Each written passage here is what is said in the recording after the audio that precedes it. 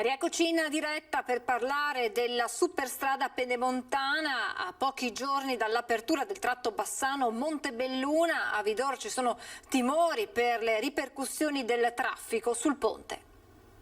Quindi tutta la pedemontana si riverserà sul ponte di Vidor, della sinistra Piave, sul ponte di Vidor per andare a prendere l'autostrada.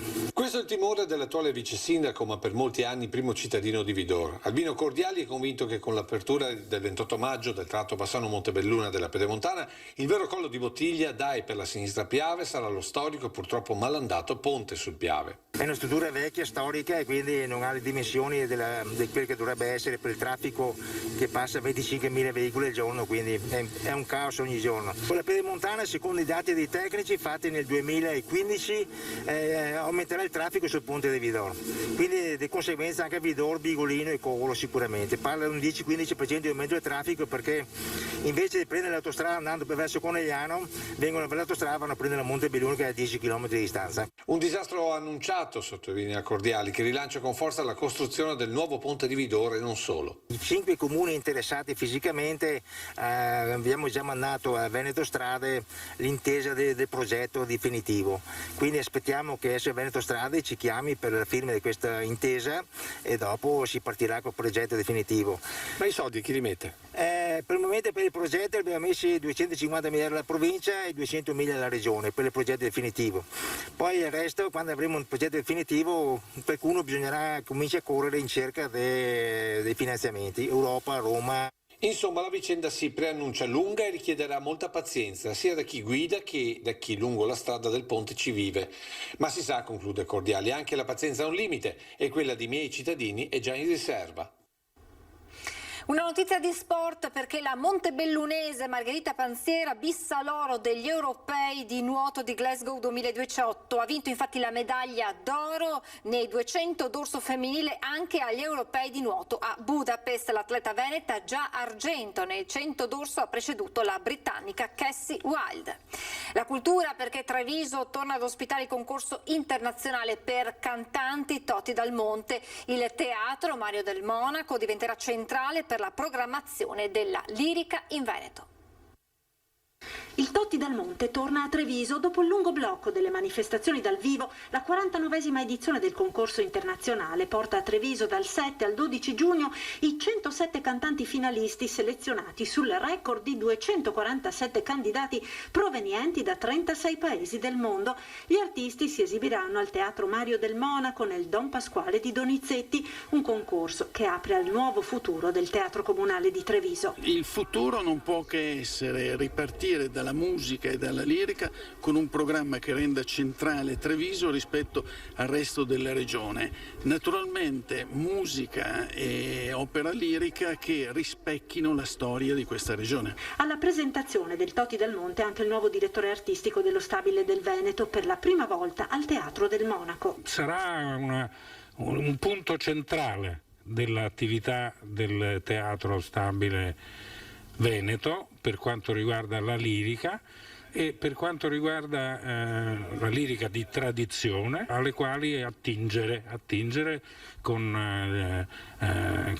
l'affitto, il noleggio degli allestimenti, scegliendo i migliori, scegliendo i titoli più belli e scegliendo anche le regie più belle da trasportare qui in questo meraviglioso teatro. Il comune punta sulla cultura per la ripartenza ed il concorso, tra i più prestigiosi al mondo, porterà a Treviso i primi ospiti internazionali. Coincide un po' anche con lo sblocco e la riapertura dell'aeroporto, quindi un concorso internazionale con un aeroporto internazionale che ci collega con 48 località europee è un passo in avanti dal punto di vista della ripartenza, del turismo. Commovente cerimonia nel pomeriggio alle Case Piavone di Treviso, dove una delle sale è stata intitolata al fondatore del gruppo folcloristico Gianfranco Crespan, scomparso lo scorso marzo. Presenti il presidente della provincia Stefano Marcone e il sindaco di Treviso Mario Conte. Toccante il momento quando una delle figlie di Crespan ha letto la lettera scritta dal padre. E per la consueta rubrica della domenica oggi raccontiamo la storia di un dolce povero ma immancabile in primavera. Suonano le campanelle mosse dal vento e fanno da colonna sonora al boschetto vicino, dove i fiori bianchi si alternano alle fogliette verdi della nuova stagione. Sono i fiori d'acacia, da sempre uno dei simboli della primavera. Oggi forse guardati un po' con disattenzione, per generazioni di bambini invece erano attesi con trepidazione. Perché quando non c'erano merendine o snack, erano prelibatezze nelle mani delle nonne. E so Dio fa è fritto che fiore di gasia. È un dolce vecchio che tutti i bambini lo mangiavano una volta. Adesso c'è poche donne che io faccio bambini. Comunque mi e fa ancora 2 volte 3. Questa è proprio a sua stagione giusta perché sono piccoline, profumate, fresche e pulite ed è bellissime. Si narra che nelle grandi case contadine, dove a tanta povertà corrispondevano tanti bambini, una nonna non avesse nulla da dare ai nipotini. Guardando le api gli venne l'idea di copiarle raccogliendo i grappoli di fiori bianchi da dove succhiavano il nettare e poi con il loro miele e quanto era riuscita a raccimolare tra la madia e il pollaio inventò dei dolcetti per la gioia dei piccolini. Questo racconta Anna ai bambini che arrivano nella sua casa lungo il Sile, anche se nel tempo qualche variazione si è aggiunta. Ho messo un appena di lievito, un puntina di lievito e un po' di rum. Impasto veloce e semplice che viene abbinato così ai grappoli fioriti. E dopo far così, metterli così. E ora, con il manighetto così. Allora, vieni qua, si fa così. Li fa 2 o 3 volte perché sono piccoline, se è bella grossa basta anche una. E dopo si mette solo l'olio caldo. Bastano pochi minuti e le frittelle di fiori sono pronte. Però oggi, ci racconta Anna, le nonne non le fanno più perché friggere significa sporcare i piani cottura avveniristici delle moderne cucine.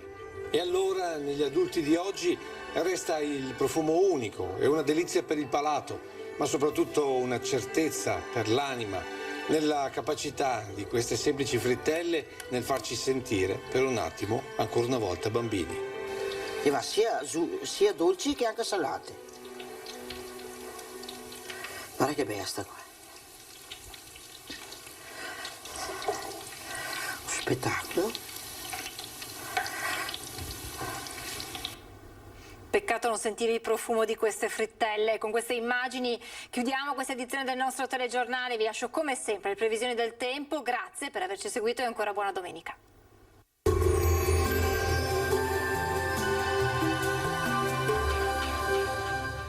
Cooperativa Agricola Volpago. Da noi trovi la carne fresca di prima qualità, genuina e salutare per il tuo benessere. Ci trovi a Volpago del Montello, Pieve del Grappa e Tre Baseleghe.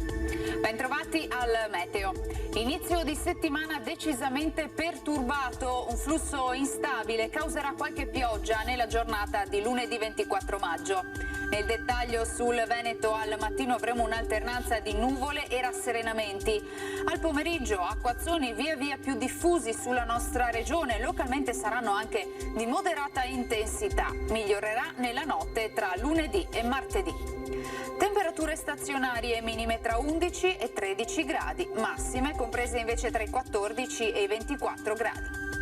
Ci spostiamo ora sul Friuli Venezia Giulia, dove avremo un ampio soleggiamento, inizialmente a seguire locali temporali a carattere sparso. Temperature minime tra 11 e 16 gradi, massime sui 18-21 gradi. Infine poche novità sul Trentino Alto Adige, anche qui sarà soleggiato ovunque, solo con qualche occasionale pioggia. Temperature minime intorno ai 10-11 gradi all'incirca, massime sui 22 gradi. Dal meteo di Antena 3 per ora è tutto, arrivederci al prossimo aggiornamento.